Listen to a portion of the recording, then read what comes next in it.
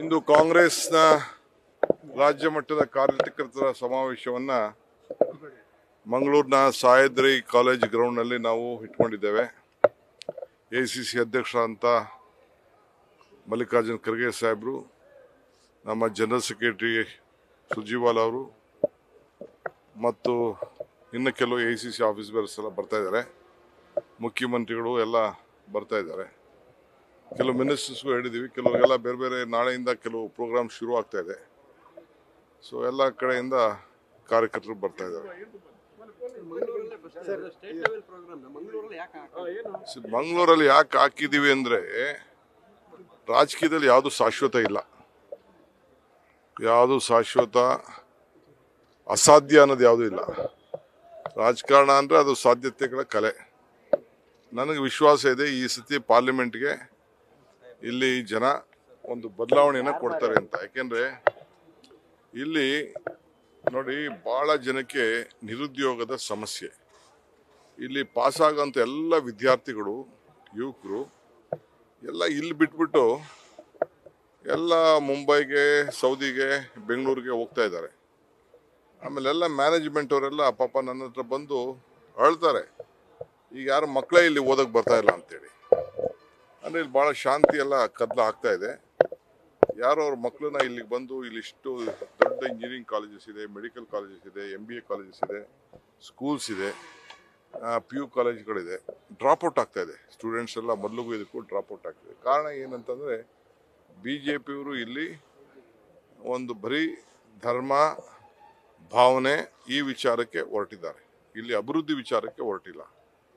ಇದಕ್ಕೆ ಆಗ್ತಾ ಇದೆ. ಅದಕ್ಕೆ ನಾವು ಪ್ರಣಾಳಿಕೆಯಲ್ಲಿ ಹೇಳಿದ್ದೇವೆ, ಇದ್ರ ಬಗ್ಗೆ ಒಂದು ಹೊಸ ಆಲೋಚನೆಯನ್ನು ಮಾಡ್ತೀವಿ ಅಂತೇಳಿ. ಇವತ್ತು ಕೂಡ, ನಿನ್ನೆ ಕೂಡ ಬಜೆಟಲ್ಲಿ ಹೇಳಿದ್ದೇವೆ.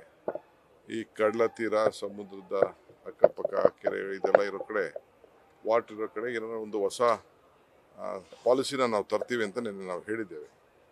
ಇದನ್ನು ನಾವೆಲ್ಲ ಆಲೋಚನೆ, ಇದೆಲ್ಲ ಆದಮೇಲೆ ಆಲೋಚನೆ ಮಾಡ್ತಾ ಇದೀವಿ. ಆಲೇ ಸಜೆಷನ್ಸ್ ಕೊಡಿ ಅಂತ ಹೇಳಿದ್ದೇವೆ, ಯಾವ ರೀತಿ ಡೆವಲಪ್ ಮಾಡೋದು, ಪಾಪ ಉದ್ಯೋಗಗಳನ್ನ ಸೃಷ್ಟಿ ಮಾಡಬೇಕು ಅಂತೇಳಿ.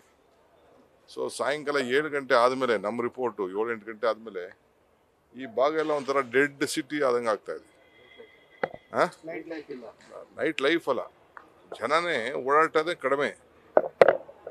ನೈಟ್ ಲೈಫ್ ಮುಖ್ಯ ಅಲ್ಲ, ಇಲ್ಲಿ ಜನ ಓಡಾಟ ಮುಖ್ಯ. ಎಲ್ಲ ಹೋಟ್ಲುಗಳು, ಬಾರ್ಗಳು, ಅಂಗಡಿಗಳು, ವ್ಯಾಪಾರ ವಹಿವಾಟು ಇವೆಲ್ಲ ಆಗಬೇಕು. ಅವೆಲ್ಲ ಸರ್ಕ್ಯುಲೇಷನ್ ಆದ್ರೇ ಜನಕ್ಕೂ ಉದ್ಯೋಗ ಸಿಗೋವಂಥದ್ದು, ಮಾಡೋವಂಥದ್ದು. ಹೋಗಿ ಮನೆ ಕೂತ್ಕೊಂಡ್ರೇನು? ಈಗ ನೋಡಿ, ಬರೀ ಎಲ್ಲ ದೇವಸ್ಥಾನಗಳಲ್ಲಿ ಭಕ್ತಿಯಿಂದ ಇರ್ತಾರೆ. ಅಷ್ಟೇ ಭಕ್ತಿ ವ್ಯಾಪಾರ ವಹಿವಾಟಿಗೂ ನಡಿಬೇಕಲ್ಲ. ಅದೆಲ್ಲ ನಾವು ಆಲೋಚನೆ ಮಾಡ್ತಾ ಇದ್ದೀವಿ. ಬ್ಯಾಂಕ್ಗಳೆಲ್ಲ ಬೇರೆ ಹೋಗ್ತಾ ಇದೆ, ಮರ್ಜ್ಗಳಾಗ್ತಾ ಇದೆ.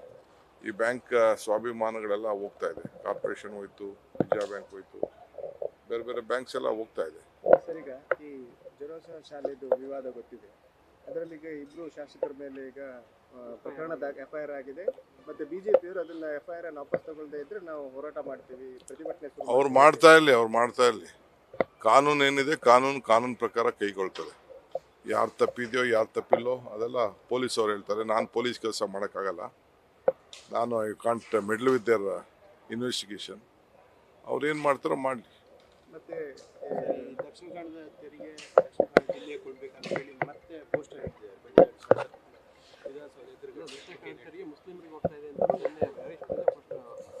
ಅಲ್ಲ ರೀ, ನಾವು ನಮ್ಮ ರಾಜ್ಯಕ್ಕೆ ಅನ್ಯಾಯ ಆಗ್ತಾ ಇದೆ ಅನ್ನೋವಾಗ ಅವರು ಧ್ವನಿ ಎತ್ತಿಲ್ಲ. ದಕ್ಷಿಣ ಕನ್ನಡ ಗೆಲ್ಲಿದೆ, ಎಲ್ಲಿ ಮುಸ್ಲಿಮ್ಸ್ ಕೊಟ್ಟಿದ್ವಿ. 3,71,000 ಕೋಟಿಲಿ 3,000 ಕೋಟಿ ಕೊಟ್ಟಿದ್ದೀವಪ್ಪ ಶಾಲೆಗಳಿಗೆ, ಮತ್ತೊಂದಕ್ಕೆ ಅಭಿವೃದ್ಧಿಗೋಸ್ಕರ ಕೊಟ್ಟಿದ್ದೀವಿ. ಏನು ತಪ್ಪ? 1% ಕೊಡಬಾರ್ದಾ?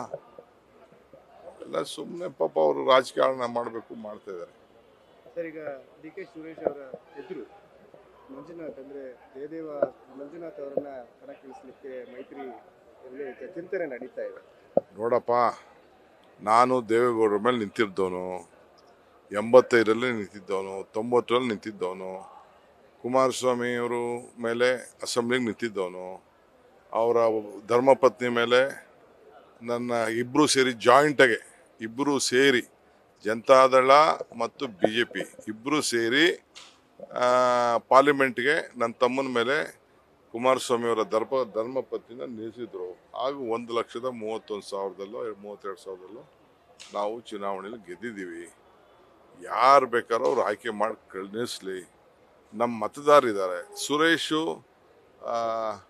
ಡೆಲ್ಲಿಲಿ ಕೂತ್ಕೊಳ್ಳೋ MP ಅಲ್ಲ, ಹಳ್ಳಿಲಿರೋ MP. ಹಳ್ಳಿಲಿ ಸುರೇಶ್ದೇ ಆದಂಥ ಒಂದು ಪ್ರತ್ಯೇಕವಾದಂಥ ನಮ್ಮ ಮತದಾರರ ಭಾವನೆಯಲ್ಲಿ is a ground level worker ಅಂತ ಇದೆ. ಬೇರೆಯವರು MP ಗಳಾಗಿದ್ದರು ನಮ್ಮ ಕ್ಷೇತ್ರದಿಂದ, ಗೌಡ್ರು ಆಗಿದ್ದರು, ಕುಮಾರಸ್ವಾಮಿನೂ ಆಗಿದ್ದರು, ಬೇಕಾದಷ್ಟು ಜನ ಎಲ್ಲ ಆಗಿದ್ದರು. MP ಗೂ ಆ MP ಗೂ ಈ MP ಗೂ ಏನು ವ್ಯತ್ಯಾಸ ಅನ್ನೋದನ್ನು ನೋಡಿದ್ದಾರೆ.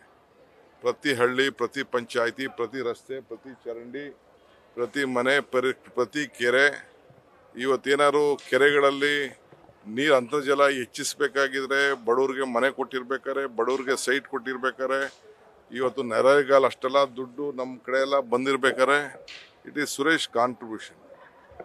ಅದಕ್ಕೆ ನಾವು ಉತ್ತರ ಕೊಡ್ತಾರೆ. ಮತದಾರರಿದ್ದಾರಲ್ಲ, ಅವ್ರು ಭಾಳ ಪ್ರಜ್ಞಾವಂತಿದ್ದಾರೆ. ಯಾರು ಬೇಕಾದ್ರೂ ನಿಲ್ಲಿಸ್ಕೊಳ್ಳಿ, ನಮ್ದೇನು ಅಭ್ಯಂತರ ಇಲ್ಲ. ಅವರು ಅಶೋಕು ಬಂದು ನಿಂತಿದ್ರು, ಚಕ್ರವರ್ತಿ ಅಶೋಕ್ ಅವರು ಬಂದು ನಿಂತಿದ್ರು. ನಿಂತ್ಕೊಳ್ಳಿ, ಏನು ತೊಂದರೆ ಇಲ್ಲ. ಯಾರು ಬೇಕಾದ್ರೂ ನಿಂತ್ಕೊಳ್ಳಿ. ರಾಜಕಾರಣ ಆದಮೇಲೆ ಜನ ತೀರ್ಮಾನ ಮಾಡುವಾಗ ನಾವು ಯಾಕೆ ಅದಕ್ಕೆ ನಾವು ಎಲ್ಲರಿಗೂ ಸ್ವಾಗತ ಮಾಡ್ತೀವಿ. ಕುಮಾರಸ್ವಾಮಿಯೂ ನಿಂತ್ಕೊಳ್ಳಿ, ಅದು ನಮ್ಗೇನು ಬೇಜಾರಿಲ್ಲ. ಮಾತಾಡಿದ್ದೀವಿ ಆಗಲೇ, ಒಂದು 3-4 ಶಾರ್ಟ್ ಲಿಸ್ಟ್ ಮಾಡಿದ್ದೀವಿ. ಇನ್ನು ಅದು ಸರ್ವೆ ಟೀಮ್ ನಡೀತಾ ಇದೆ. ಇನ್ನೊಂದು ರೌಂಡ್ ಸರ್ವೆ ಮಾಡ್ತಾ ಇದ್ದೀವಿ, ನೋಡೋಣ. ನ್ಯೂಸ್ ಫಸ್ಟ್, ನಿರ್ಭೀತಿಯಿಂದ ನಿಮ್ಮ ಪರವಾಗಿ.